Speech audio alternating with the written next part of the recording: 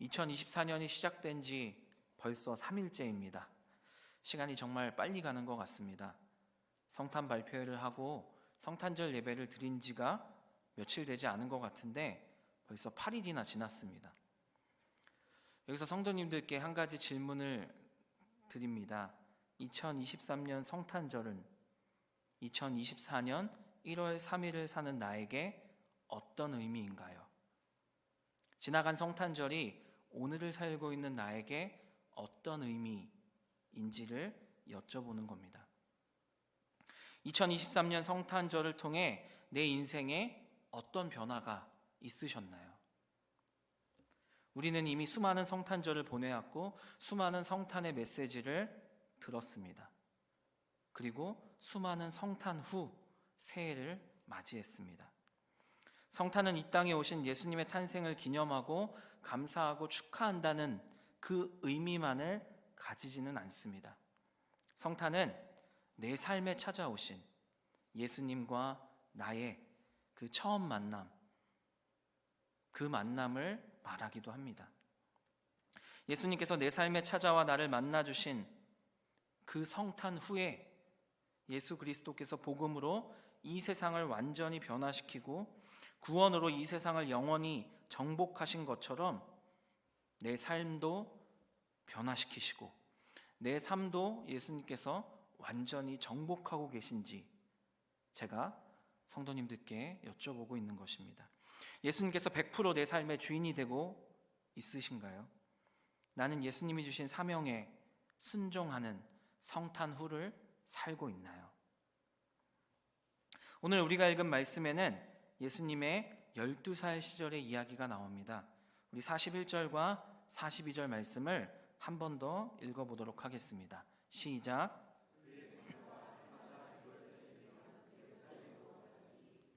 그래서 12살 되었을 때에 그들이 이 절기의 관례를 따라 올라갔다가 아멘. 13세 이상으로 성인식을 치른 유대인 남자들은 1년에 3번 6월절과 77절과 초막절에 꼭 예루살렘을 방문하여 하나님께 그 얼굴을 보이고 제사를 드려야 했습니다. 유대인의 성인식, 목사님께서도 여러 번 말씀해 주셔서 다 아실 겁니다. 남자는 13세에 여자는 12세가 되면 성인식을 치른 후에 더 이상 부모에게 예속되지 않고 스스로 율법을 지키고 책임을 져야 되는 성인이 됩니다. 이제 사람의 자녀가 아니라 하나님의 자녀가 되는 것입니다. 그러나 포로 시대 이후에 여러 지역에 널리 흩어져 살고 있던 이 유대인들에게 이 3대 절기를 전부 예루살렘에 와서 지키는 것은 어려운 일이었습니다. 그래서 많은 유대인들이 이 절기를 지키지 못했지만 그래도 그 중에 6월절만큼은 예루살렘에 와서 지키려고 노력했던 많은 경건한 유대인들이 있었는데 요셉도 그 중에 한 명이었습니다. 율법에 따르면 유대인 남자들은 절기 때 예루살렘에 방문해야 했는데 여자들은 강제성이 없었습니다. 그런데 후기에는 여자들도 예루살렘으로 방문하는 이 행렬에 참여하기 시작했고 특히 예수님의 어머니 마리아는 이 하나님을 향한 신앙의 열정이 있었기 때문에 요셉과 함께 해마다 6월절이면 예루살렘을 방문했던 것으로 보입니다. 그런데 누가복음 2장이 말하는 이번 6월절은 요셉과 마리아에게 이전과는 다른 경험을 준 특별한 6월절이었습니다. 성경이 말하는 예수님의 나이는 12살이었습니다. 예수님이 부모님과 함께 예루살렘으로 올라가게 되었습니다. 유대 소년들은 13세가 되기 전에, 즉 성인식을 치르는 13세가 되기 전에 1, 2년 전에 미리 예루살렘 성전에 올라가서 율법의 아들, 즉 이 성인식을 치르기 위한 여러 가지 행동들을 미리 배운다고 합니다.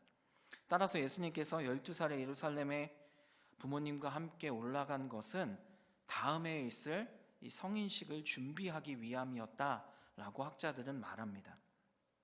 한 가지 더 살펴볼 것은 이 절기를 지키기 위해 예루살렘으로 올라가는 이 유대인들의 이 행렬을 우리는 알아야 합니다. 유대인들이 절기를 지키기 위해 예루살렘으로 갈 때 그냥 가족들끼리만 간 것이 아니라 친척들이 다 다 모여서 많은 숫자가 함께 예루살렘으로 나아갔습니다. 이것을 카라반 행렬이라고 합니다.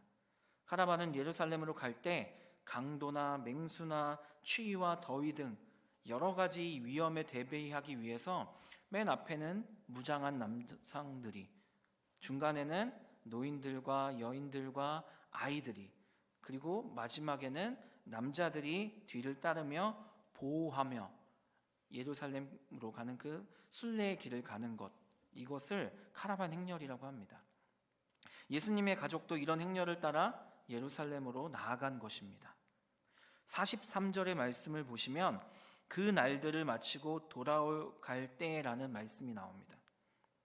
여기서 그 날들을 마치고는 예루살렘으로 향했던 이 예수님의 가족이 유월절과 무교절을 지키는 이 니산월 일주일간의 규례를 모두 준수하고 그리고 다시 집으로 돌아가는 행렬에 참여했다는 의미입니다.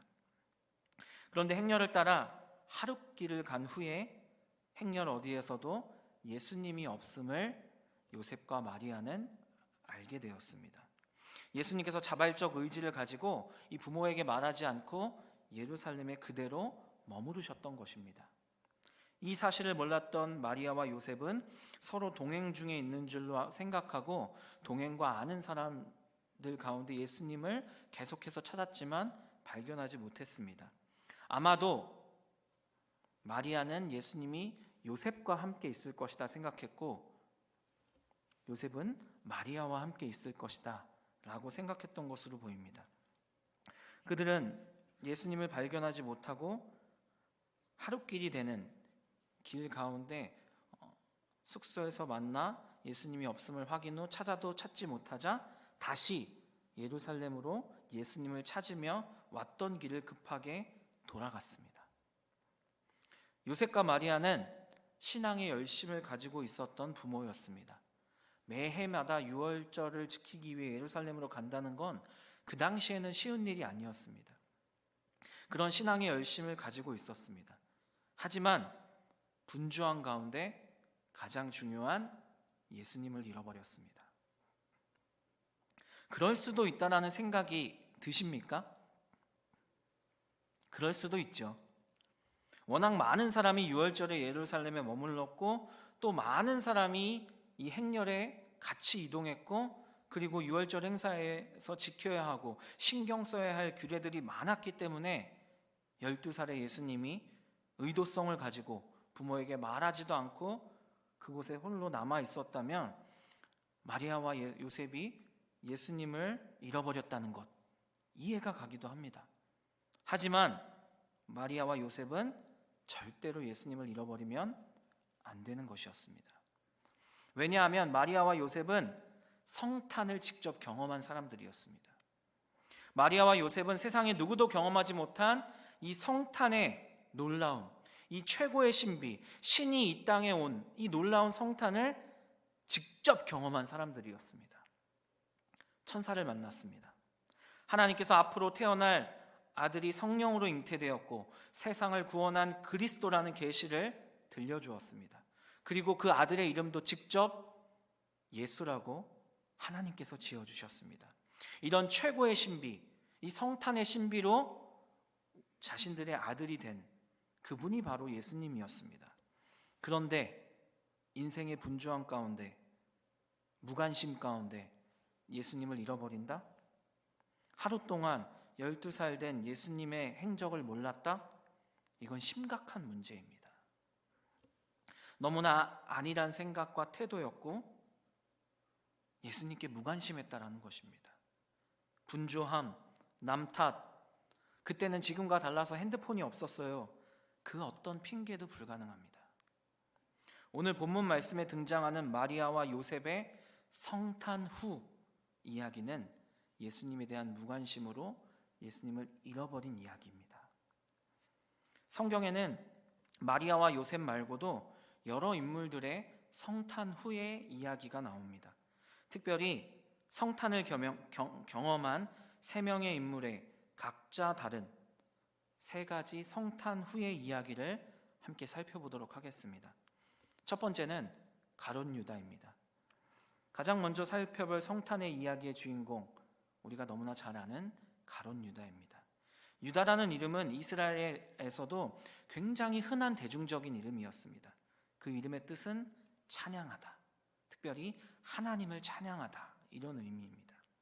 하나님을 찬양하다라는 뜻을 가진 유다라는 이름 앞에 가롯이라는 호칭이 붙습니다.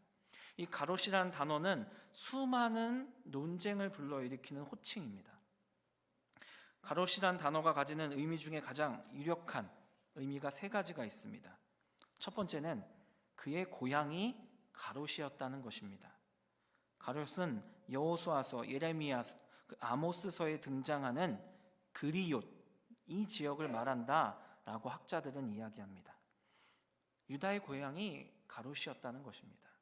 두 번째는 이 가롯이 단도에라는 뜻을 가진 시키에서 유래한 단어로 보는 견해입니다. 이 시키리, 단도에, 이런 의미, 이 단어에서 이 가롯이라는 단어가 왔다라는 것입니다. 역사학자 요세푸스의 기록을 보면 이 시카리, 이 단도에는 열심당원들을 상징하는 단어였습니다. 그리고 요세푸스가 기록한 이 열심당원의 명단에 유다라는 이름이 굉장히 많이 등장합니다. 여러 명의 유다들이 나옵니다. 즉 가룟 유다가 열심당원이었다라고 보는 견해가 있습니다. 열심당은 마카비의 뜻을 이어받아서 이 무력으로 투쟁을 통해서 이스라엘 왕국을 로마에서 광복시키고 신정 왕국을 이 다윗 때처럼, 솔로몬 때처럼 강력한 신정 왕국을 재건해야 한다는 무력 투쟁 단체였습니다. 유다가 바로 이 단체의 소속이었기 때문에 가룟 유다라고 불렸다고 학자들은 주장합니다. 마지막 세 번째 견해는 가룟이라는 단어의 또 다른 의미, 그 의미 때문에 유다를 가룟 유다라고 부른다고 학자들은 말합니다. 가룟이라는 단어에는 거짓의 사람, 가짜라는 의미도 있습니다. 초대교회 성도들이 예수님을 배신한 유다를 경멸하는 조로 거짓의 사람 유다라고 불렸다는 데서 유래돼서 가룟 유다라고 불렀다는 것입니다.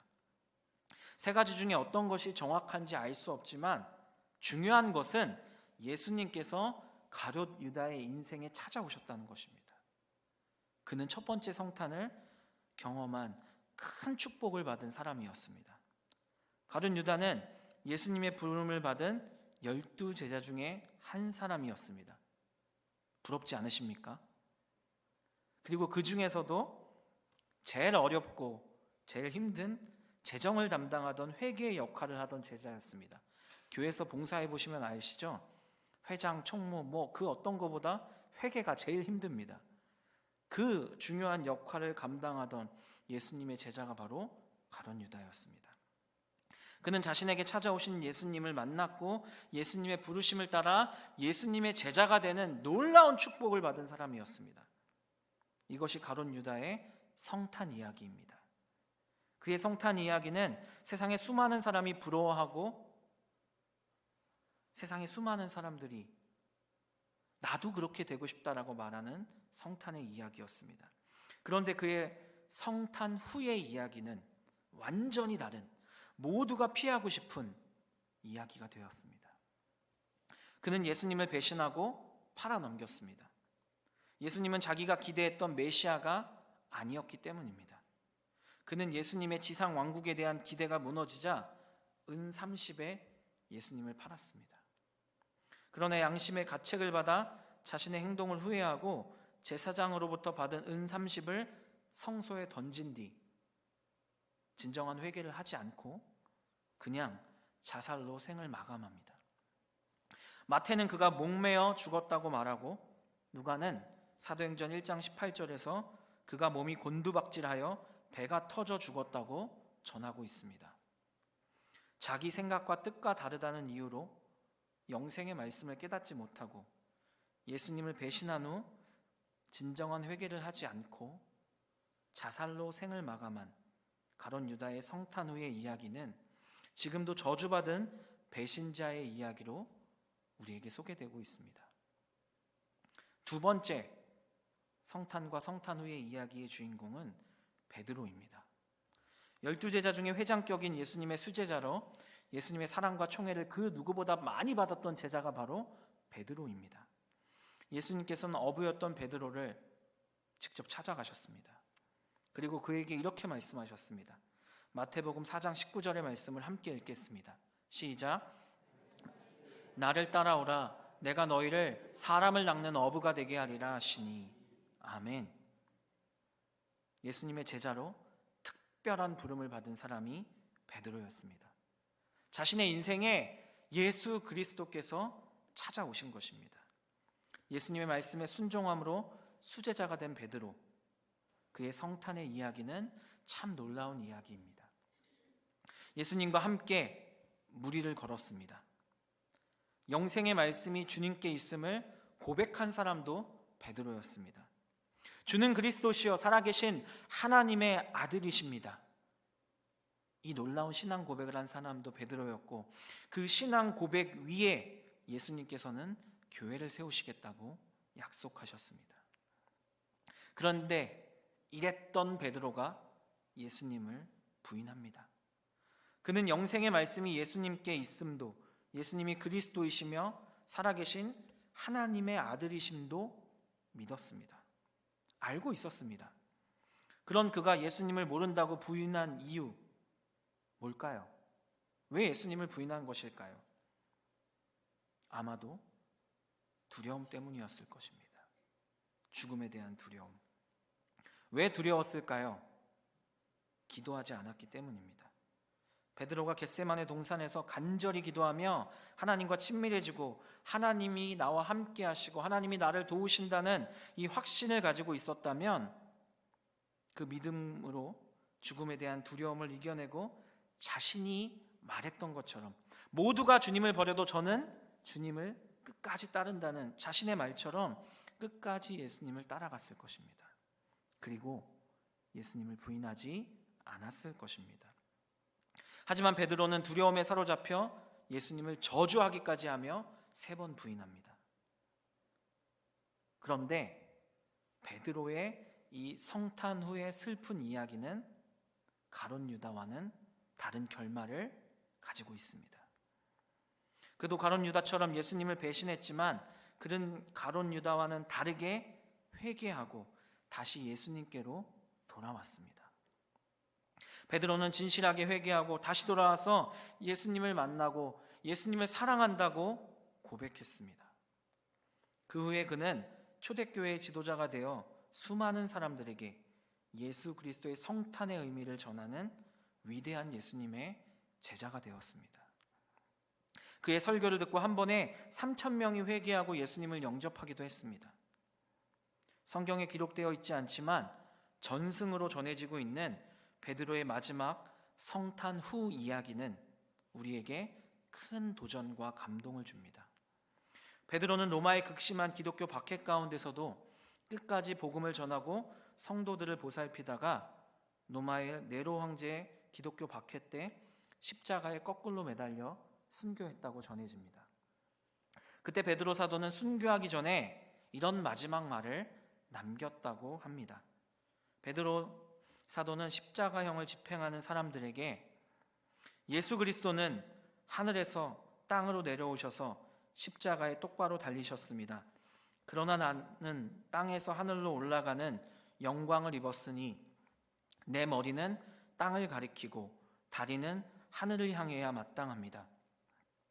그리고 나는 주님과 똑같이 십자가에 달릴 자격이 없으니 십자가를 돌려서 내 머리가 아래로 오도록 매달아 주십시오. 나는 예수 그리스도를 따라하고 싶었습니다. 그러나 십자가에 똑바로 달릴 수는 없습니다. 당신은 홀로 바로 달리실 분이십니다. 그러나 우리는 고개를 떨구었던 아담의 자식들입니다. 이것은 인간이 태어날 때 머리를 밑으로 하고 땅을 향해서 나오는 것을 보아도 알 수 있습니다. 베드로 사도는 또한 자기 죽음을 보러 몰려온 사람들에게 이렇게 외쳤다고 전해집니다. 머지않아 이곳은 예수 그리스도의 교회가 될 것입니다. 여러분의 어린 자녀들은 모두 예수 그리스도의 종이 될 것입니다. 그리고 한 여인을 바라보며 이렇게 이야기했습니다. 그는 베드로의 아내였습니다. 그도 십자가형을 당하기 위해 베드로와 함께 끌려와 십자가에 매달렸던 것입니다. 그는 아내를 보며 미소 지으며 이렇게 이야기했습니다. 아내여, 예수 그리스도의 이름을 기억하시오. 그리고 마지막에 모든 사람에게 이렇게 말했다고 전해집니다. 오, 내가 그렇게 사랑하고 기다리던 예수 그리스도의 십자가 감사합니다. 이렇게 말하고 순교했다고 순교행전이라는 기독교 전승에 기록되어 있습니다. 이것이 베드로 사도, 예수님의 수제자였지만 예수님을 부인했던, 하지만 회개하고 돌아와 예수님을 위해 살았던 베드로의 아름다운 성탄 후 이야기입니다. 마지막 세 번째 인물은 사도 바울입니다. 작은 자, 자금이라는 이름의 뜻을 가진 바울은 혈통적으로 베냐민 지파 출신으로 순수한 히브리인이었으며 난지 8일 만에 할례를 받고 유대교와 유대 전통에 아주 정통했던 자로 길리기아 다소에서 태어나 로마 신인권을 가진 사람이었습니다. 어느 것 하나 부족한 것이 없었던 똑똑한 엘리트였습니다. 그가 성탄을 경험하지 못했을 때 그는 예수님을 믿는 자들을 학대하던 사람이었습니다. 모세의 율법에 열심이었던 자로서 당대 최고 유대 학자인 랍반 가말리엘의 제자로서 매우 엄격하게 율법 교육을 받은 철저한 바리새인이었습니다. 그는 유대교를 신봉하는데 광적으로 신봉한 신자였습니다. 그래서 스데반 집사님께서 재판에 입혀지고 증인 역할을 했고 스데반 집사가 돌에 맞아 처형되는 것을 마땅한 것으로 여기던 사람도 바로 바울이었습니다. 그는 야망을 품은 유대교의 젊은 지도층 인사였고 기독교인을 박해하는 데 앞장서서 성도들의 각 집으로 들어가서 남녀를 끌어다가 옥에 가두는 이 교회를 박해하고 잔멸하는 데 앞장서던 사람이었습니다. 그런데 바울이 성탄을 경험하게 됩니다. 바울은 예루살렘 교회를 핍박하는 데 그치지 않고 다메섹에 가서 성도들을 체포하기 위해 대제사장의 공문을 받아 다메섹으로 가는 도중에 도상에서 자신에게 찾아오신 예수님을 만나게 됩니다. 그는 밝은 빛 앞에서 일순간 시력을 잃었으며 자신이 그렇게도 핍박하던 예수님을 만나 이방인의 사도로서의 사명을 받게 됩니다. 이것이 바울이 경험한 성탄의 이야기입니다. 그렇다면 사도 바울의 성탄 후 이야기 어떻게 되었을까요? 우리가 너무나 잘 알고 있습니다. 우리가 너무나도 잘 알고 있는 것처럼 사도 바울은 이방인에게 복음을 전하는 이 전달자의 수고를 충실하게 감당한 예수 그리스도의 증인이 되었습니다. 그는 자신이 가진 모든 명예롭고 소중한 것을 배설물로 여기고 오직 예수 그리스도께서 자신에게 맡기신 이 복음 전파의 사명을 감당하기 위해 자신의 생명을 바쳤습니다. 그리고 결국 AD 64년경 로마 대화재로 인해 네로의 기독교 박해가 극심하게 극에 달했을 때 다시 체포되어서 AD 67년경 로마 인근 오스티안 가도에서 순교당했다고 전해집니다. 예수 그리스도를 만난 성탄을 경험한 후 그의 성탄 이야기, 이 사도 바울의 성탄 이야기는 오직 순종의 이야기였습니다. 예수 그리스도의 복음을 전하는 그 모든 것에 자기의 삶을 순종한 그의 삶의 이야기는 아름다운 순종의 이야기, 성탄 후의 이야기입니다.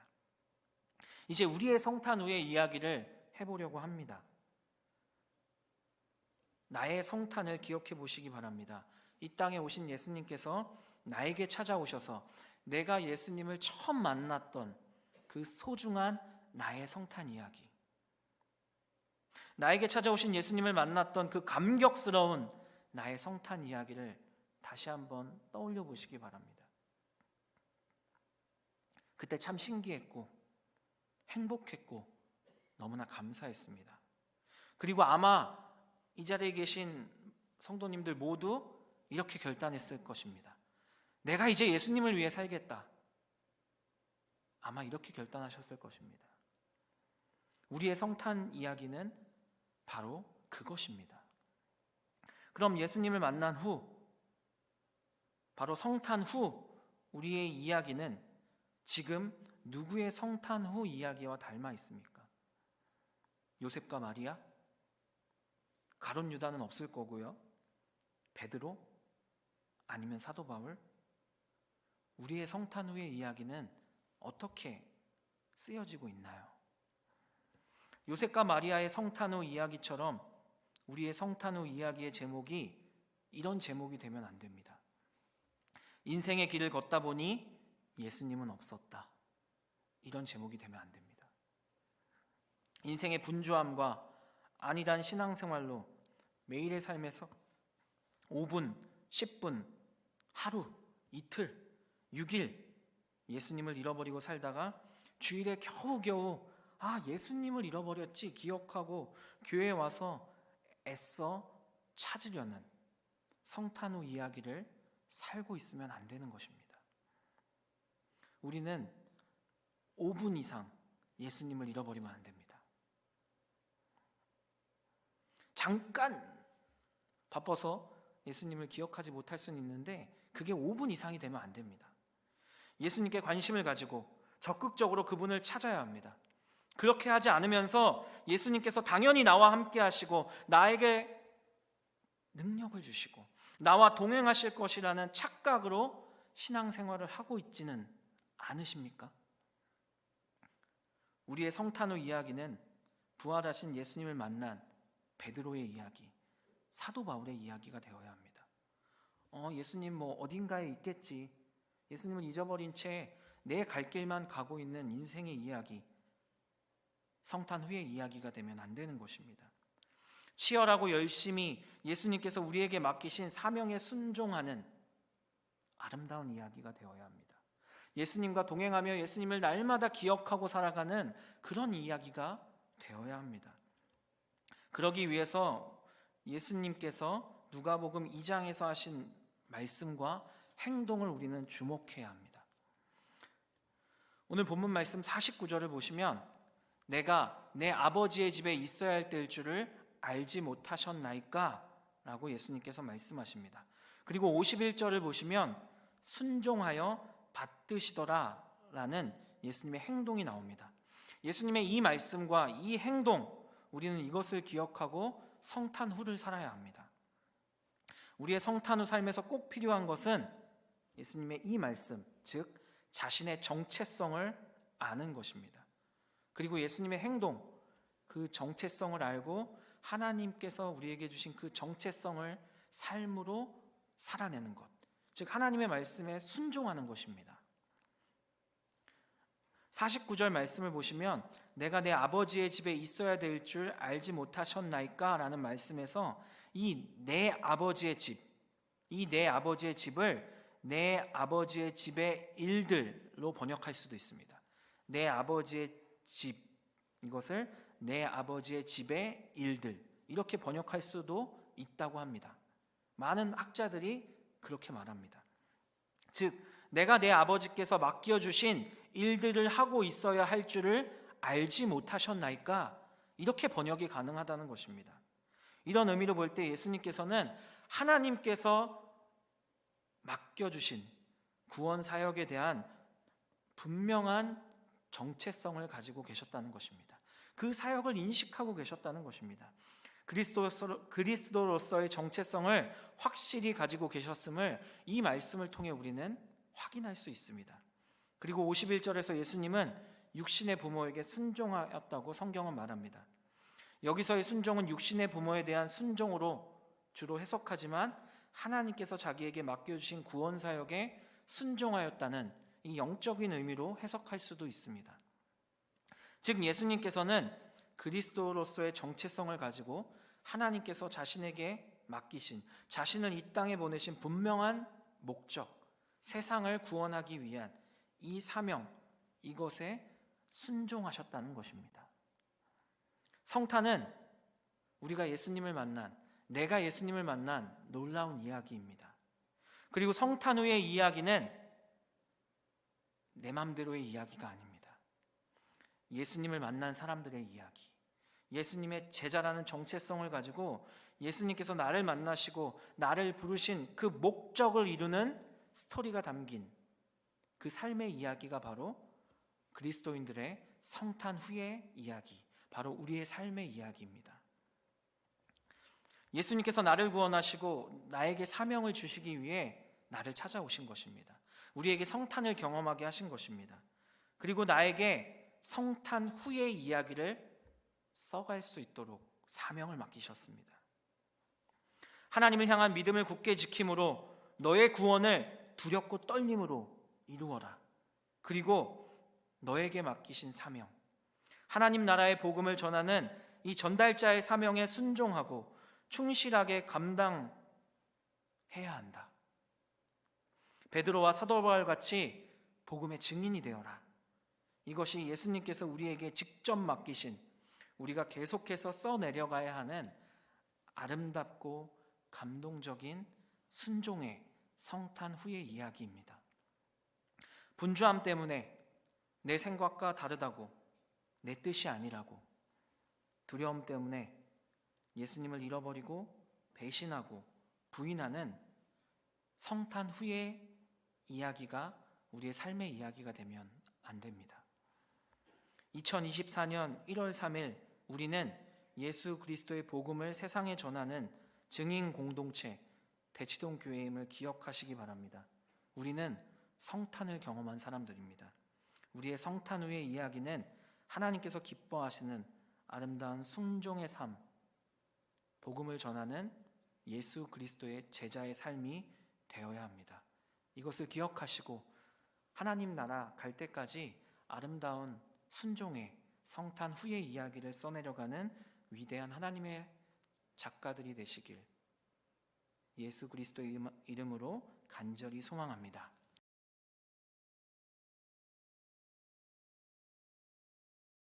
지금은 우리의 삶의 유일한 이유가 되시는 우리 주 예수 그리스도의 은혜와 우리를 너무나 사랑하셔서 자기 아들을 버리고 우리를 구원하신 하나님 아버지의 사랑과 전달자의 사명을 충실히 감당하도록 도우시는 성령님의 교통하심이 하나님께서 기뻐하시는 성탄 후의 이야기를 써가기로 결단하는 대치동교회 가운데, 그리고 계속되고 있는 신년맞이 특별 새벽기도회 가운데 함께 하시길 간절히 축원합니다.